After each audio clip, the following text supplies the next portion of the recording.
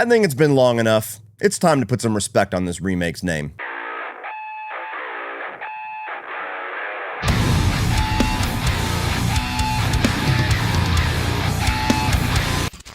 What is up, guys, and welcome to my review of House of Wax from 2005. Now, the 2000s were the remake craze as far as horror went. That's where you had films like the Texas Chainsaw Massacre remake in 2004 absolutely blow the doors off as far as its success, and for the next 6 to 7 years, that's about all we got predominantly in the horror genre was remakes of all of these proven classics. Some were very well received, some not so much, looking at you, Freddy. But one of the remakes from that era that I've always found to be really solid and completely unfairly overlooked is the House of Wax remake. Now, this is a movie that I had never seen the original. Honestly, to this date, I still haven't seen the original, but it's one of those black and white Vincent Price films that certainly has a fan base to it, as do all the films that he did back in the day. And what I really enjoyed about this remake was that they definitely pushed things into the modern era, but they did everything that era of horror needed to really stand out, predominantly with the gore, with the more demented nature and the heightened nature of the concept of the film. And for all of the elements that tend to satisfy most easy-to-please horror fans, especially slasher fans, that are very prevalent in this film, it's always puzzled me why it hasn't really gotten much of a fan base, especially at the time of release when this was all the rage. You got a demented concept, you got a pretty cool standout looking killer, you got some really nice kills that predominantly use practical effects, you got a hot and sexy cast. I mean, what the fuck was missing? It even had a soundtrack that was filled to the brim with bands that were all the rage at the time. You got Joy Division, you got My Chemical Romance, Deftones, even Disturbed. Oh, and the basic premise of House of Wax is you have a group of friends that are traveling across country to a football game, and they seemingly get stranded in this really creepy abandoned town that features this marvelous wax museum, and they slowly start to discover that it's not just the museum that's wax, it's the entire town, including its residents. The movie theater, the pet store, the gas station, and even the restaurants in town are all completely fake. So if you ever find yourself traveling through an abandoned town that's made completely of wax, you better have some Factor meals in store, provided to you by the sponsor of today's video, Factor. Living an active and healthy lifestyle is not always easy, and cooking on top of kids, work, and relationships can oftentimes feel overwhelming. And I, like all of you, often deal with those overwhelming moments by succumbing to a quick cheat meal like takeout or fast food. Well, Factor gives you the flexibility to stay active and determined with your wellness goals without succumbing to those meals that destroy all of your progress. Factor's ready-to-eat meal delivery takes the stress out of meal planning and sets you up for success by letting you skip the grocery store, the prep, and especially the cleanup, and enjoy chef-crafted, dietitian-approved meals that are all delivered right to your door and ready to eat in just 2 minutes. And Factor has recently doubled the size of their menu, which now features over 80 weekly rotating meals. Now there are 3 times the new weekly meals, 2 times more seafood meals, and 2 times the high-protein meals. And even a new option to customize your meals by swapping out the protein at no additional charge. I enjoy Factor meals every single week, and you will too. So head to Factor75.com or click the link below in the video description and use code Cody Leach FB50 to get 50% off plus free breakfast for a year. That's code Cody Leach FB50 at Factor75.com to get 50% off plus free breakfast for a year. And thank you so much to Factor for sponsoring today's video. Starting off with the positives for House of Wax, the thing that I've always really enjoyed about this movie that I've only appreciated more over time is how they genuinely took a very classic concept that had been adapted multiple times. I mean, the Vincent Price film wasn't even the first adaptation of this story, and they brought that into the modern times by highlighting and ramping up all of the more demented and morbid elements to really appeal to the torture porn era that this movie absolutely was released upon. I mean, you have a premise here where you have these psycho killers that are taking people and they're encasing them while they're alive in wax to create this wax museum and even more so a wax town. I mean, just the idea of being somebody who is immobilized, stripped of all the hair on my body, being covered with scalding hot wax, and then being sculpted and molded to be a wax version of myself, and then propped up in some kind of a weird pose inside of this town where I cannot move, can't call for help, and can't escape, while I slowly succumb to the extreme slow agony of burnt flesh, dehydration, and starvation. That is fucked up. You don't have to have saw traps or show people cutting off limbs or having body parts actually excised from their body to get across how demented this concept is. All you need is one scene of Jared Padalecki, arguably the best looking person in this movie in a collection of all sexy young people, having his hair, his mustache, his eyebrows, and everything stripped off, and then having scalding hot wax sprayed all over him and stuck at a piano, where as soon as his friend starts to peel away at it trying to get him out of this encased imprisonment, all you see is all the burnt flesh and muscular tissue coming off with all of that in a single tear, showing how agonizing this experience is. I mean, most of us have fears of things like claustrophobia or being buried alive or being immobilized or in tight spaces that we can't escape. Like, this is all of that put together, just being thrown into a situation where you're in constant pain and you're like one of those haunted house paintings where the only fucking thing you can move is your eyes. And if you're not into the demented torture porn type stuff, there's still plenty of more traditional slasher violence and gore in this film to boot. The movie's actually got a really solid collection of carnage candy here. You got the Achilles tendons being cut, you got decapitations, all that good classic stuff. You even have Paris Hilton with that infamous kill where she's got the pipe thrown through her skull and then ironically dies on her knees. That's hot. I mean, come on. You know that was not the kill that was scripted. That was something where after they cast her, they went, ooh, I have an idea. You even have our final girl here that goes through absolute hell, having her lips glued together, having a finger cut off. I mean, they really go for broke in this film, and the villains themselves are not impervious to having some really gnarly shit happening to them. I mean, you have an arrow through the guy's chest that's so painful that he vomits as soon as he tries to take it out. And one of the things that I think makes a lot of the kills and the carnage in this movie really stand the test of time is seemingly a lot of it is practical. I'm sure there was a little CGI help here, but we weren't quite in that era where CGI blood and gore started to run a little bit rampant. We were still trying to hold on to some of those classic elements of slashers and the horror of the heyday. And so you do have a lot of really cool practical shots here. And even when you do have obvious CGI shots like a decapitated head turning to the side and continuing to blink, like, it's not one of those uncanny valley moments. It's actually done for a little bit of a comedic effect that I think works well. And even beyond the gore, like, the movie has this very nasty, grimy aesthetic to it, both with these kind of hick characters that they encounter throughout the movie, as well as the dirtiness of this town, the wax museum being covered in dirt and dust and cobwebs, and even just how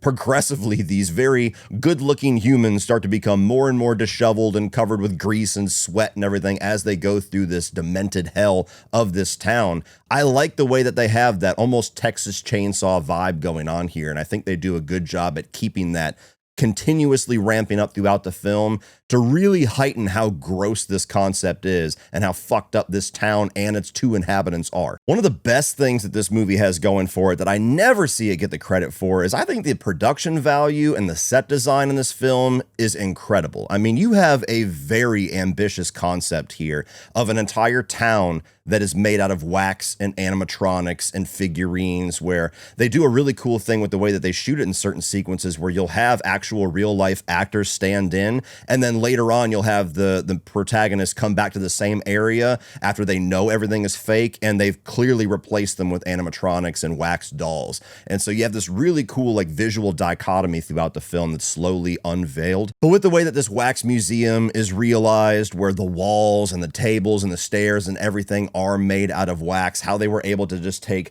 certain shots and really do make you believe that this entire house was built for the existence of this film. And even to the point where you have like certain segments like the Jared Padalecki scene where he is being encased in wax, just the little warehouse, Vincent's little workshop is such a gnarly looking set where all these different pumps and flames and cauldrons and all these different nozzles that are spraying wax everywhere and all the little sharp tools that he has around, like, again, goes for that Texas Chainsaw vibe, but so in its own style. When you have a type of horror film where your protagonists are essentially slowly descending into the hell that is this setting that they have kind of found themselves isolated into, the production design is 100% the piece that has to work. I mean, you think back to the original Texas Chainsaw Massacre, and it's just this innocuous enough looking house that as soon as you walk into it, you see the sliding door, then you start to see these feathers and shit everywhere, and then skulls and skin all over the furniture. And the more you descend into this house, the more you literally descend into hell. And House of Wax is one of those films that I think really effectively does that. Even as these characters are kind of starting to go through the different areas of this town, and they end up finding themselves inside of the house of the killers, as well as the Wax Museum, as well as the movie theater that is filled to the brim with people who have literally died and started to deteriorate from the inside out. You get a gunshot and cockroaches and shit are coming out. Like, it really does slowly ramp up the nastiness and the ickiness of the visuals that they're going for in a way that I think makes the film hold up well. And the final thing that I will say about this film that I've always enjoyed is I really do like the cast here. Now, you have Alicia Cuthbert as one of your leads here, who is in my top 3, 4 like most gorgeous females that had an absolute hold over my love for a very long time. I mean, have you seen The Girl Next Door? I know I'm not alone, but I've always enjoyed her as an actress, whether it was comedy or horror or whatever she was doing. She was always somebody that stood out in that 2000s generation. I wish I saw more work from her because I always thought she was very talented. Jared Padalecki, I mean, I'm a massive Supernatural fan. I think that Jared Padalecki is awesome. He was in the Friday the 13th remake as well. He always does very good, and he does have kind of that surprising angle to him where you expect his character to be around a little bit longer than he actually is. Brian Van Holt, who's playing both of the villains, Vincent as well as Bo here, one of them masked, one of them unmasked, I think does a fantastic job. Another actor that I've always found to be pretty underrated. And he's always had this nature to him that's really interesting where he always has a little bit of an edge to his performance. He always has a little bit of an edge to his character, but there's an inherent charm there that I can totally buy into him not being this immediate red flag to our characters. Even though they're in this weird town and things certainly start to pop up as feeling very unnatural the more that they explore it, the fact that he's like, oh yeah, I mean, come on down to the gas station, and oh shit, the one size you need we don't have, come on up to the house. Like, I could kind of buy into his nature bringing somebody with just enough confidence where they're like, this seems fucked up, but I'll trust you. And when he's fully revealed to be the villain, I think he does a great job. I mean, Bo obviously is the character where he gets the most to do. Vincent is more the silent Jason Voorhees, Michael Myers type character, so you don't really get much outside of just a creepy look from that side of his performance. But as a whole, these two twins who end up being revealed to be our killers, I think he does a great job at bringing both of them to life. And you know what? I'll give her flowers. Paris Hilton was the main thing that this movie's notoriety was for at the time. It's like, oh look, she's in a movie now. You know, she was very famous at the time for her reality show with Nicole Richie, as well as something else. God put our mouths on our head for a reason. No! And so on its surface, this looked like one of the many times that they just cast a famous person, like a music artist who has no acting ability, no acting training whatsoever, just to have a popular name on the poster. And I actually think she does pretty good. Like, she's not killing it by any means. It's no secret why she didn't go on to become like this horror mainstay. But for what her character of Paige requires, which predominantly is just kind of embodying that Paris Hilton persona, which clearly she's going to be very good at, I think she serves well as being the hot, unassuming character who eventually gets killed. Like, I've seen a lot worse. Moving on to the mixed, and the only one that really stood out to me that has always kind of been one of those things I go back and forth on is Chad Michael Murray's character. Now, I think his performance is good, but the way that they characterize his character, I've never really found to be that satisfying of a redemptive arc. Essentially, you start the film, and throughout like most of the first half, maybe even a little further throughout the runtime, he's just that cocky asshole that you can totally see why he's always in and out of jail. You wonder why people are even friends with him. He's even got this cantankerous relationship with his sister, who seemingly is the one person left who even gives a shred of a fuck about him beyond just he's the cool guy to hang out with. And so he's a really challenging character to get into for most of the runtime of this film because his behavior is just so off-putting. Like, even just him being there, he kills the fun at every single turn because he's just always trying to be that badass. He's always trying to be the hard ass. He's always trying to do whatever the dickhead move at the moment is to do. And eventually they try to redeem him by having his relationship with his sister start to be healed throughout the ridiculousness and the craziness of the situation, having them team up and having to survive together, him very much being her protector throughout a lot of the second half of the film.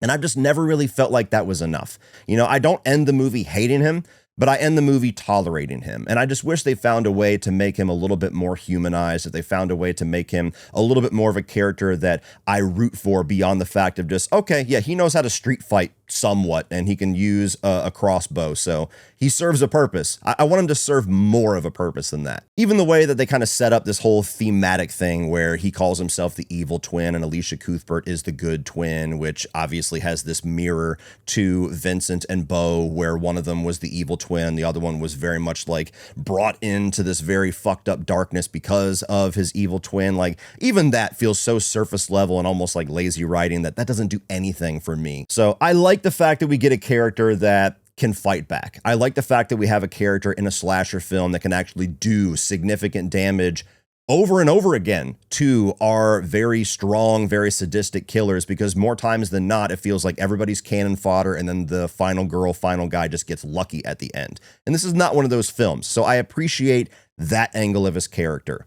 But beyond that element, I wanted something more to grab onto. And now moving on to the negatives. We'll get the obvious one out of the way first, which is one that, bothers some people and other people get annoyed that you even bring it up because they consider it this inherent piece to any slasher film, which I vehemently oppose. And that's just really dumb character decisions. I mean, yes, in certain horror scenarios, you have to have your characters behave in a little bit more of a dumber than reality mode because otherwise the film would be 30 minutes long. But I do think some films take it a little bit far. I think some films really fail to justify the decision-making of their characters. Now, of course, you can explain it away with your brain not really working in its best nature whenever you're in this heightened, frightened state. Whenever you're trying to make decisions quick, you don't always make the best decision, and all that's fine. But when you have characters that are just literally ignoring every red flag in this town, even when it's proven without a shadow of a doubt that these people are fucked up and there's something weird going on, even the fact that they have this burial ground of all these rotting bodies that they almost fall into, and the most fucked up looking podunk hick guy with 3 teeth is the one willing to drive them into town. Like, there's everything in this film that's telling you, get the fuck out of Dodge. Even the fact that they stopped to camp in the random woods. It's like,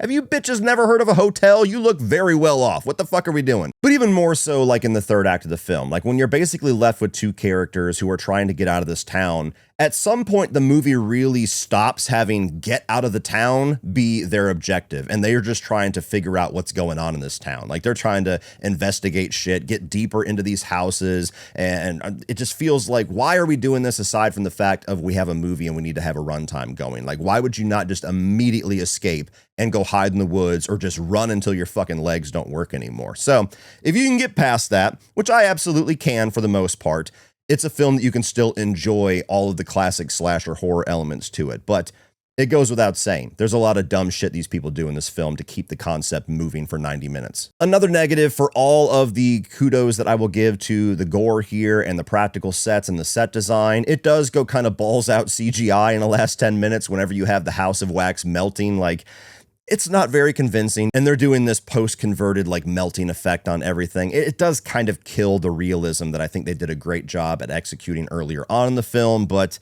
I get it. They wanted to go big. They wanted to go epic. They wanted to have this entire museum go down in flames. I don't know if there would have been a more budget-friendly way to do it than the way that they did it, but it's the one element of the film where suddenly all the visuals seem to go to hell, and you're like, ooh.